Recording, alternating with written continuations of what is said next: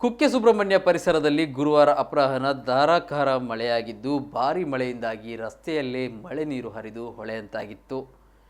ಬೆಳಗ್ಗೆಯಿಂದ ಮಧ್ಯಾಹ್ನದವರೆಗೆ ಬಿಸಿಲಿನಿಂದ ಕೂಡಿದ್ದ ಸುಬ್ರಹ್ಮಣ್ಯ ಪರಿಸರದಲ್ಲಿ ಮಧ್ಯಾಹ್ನದ ಬಳಿಕ ಮಳೆ ಆರಂಭವಾಗಿದ್ದು ಸಂಜೆಯವರೆಗೆ ಮುಂದುವರೆದಿತ್ತು.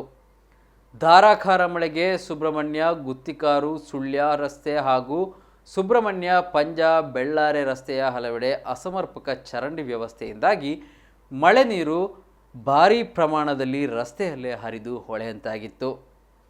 ಪರಿಣಾಮ ವಾಹನ ಸವಾರರು ಸಮಸ್ಯೆ ಅನುಭವಿಸಿದರು.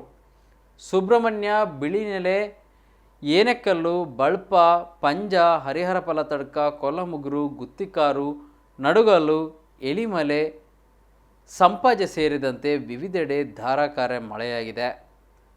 ಸುಬ್ರಹ್ಮಣ್ಯದಲ್ಲಿ ಕೆಲ ಮನೆಗಳಿಗೆ ನೀರು ನುಗ್ಗಿದ ಘಟನೆಯೂ ನಡೆದಿದೆ.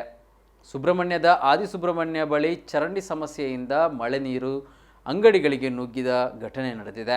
ಇಲ್ಲಿ ಜಲಾವೃತಗೊಂಡ ರಸ್ತೆಯಲ್ಲಿ ದೇವಳದ ಆನೆಯನ್ನು ನಡೆಸಿಕೊಂಡು ಬರುವ ವಿಡಿಯೋ ವೈರಲ್ ಆಗಿದೆ.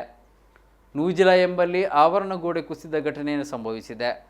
ಹೊಳೆಯಲ್ಲಿ ನೀರಿನ ಹರಿವು ಹೆಚ್ಚಳವಾಗಿದ್ದು ಧಾರಾಕಾರ ಮಳೆಯಿಂದ ಹರಿಹರ ಫಲತಡ್ಕದ ಹೊಳೆ, ದರ್ಪಣತೀರ್ಥ ಸೇರಿದಂತೆ ಸಣ್ಣ ಪುಟ್ಟ ಹೊಳೆಗಳಲ್ಲಿ ನೀರಿನ ಹರಿವು ಜಾಸ್ತಿಯಾಗಿತ್ತು. ಸಂಜೆಯವರೆಗೆ ಸುರಿದ ಮಳೆಯಿಂದ ಕಡಿಮೆ ಪ್ರಮಾಣದಲ್ಲಿದ್ದ ಹೊಳೆಯ ನೀರಿನ ಹರಿವು ಭಾರೀ ಹೆಚ್ಚಳದೊಂದಿಗೆ ಹರಿದಿದೆ.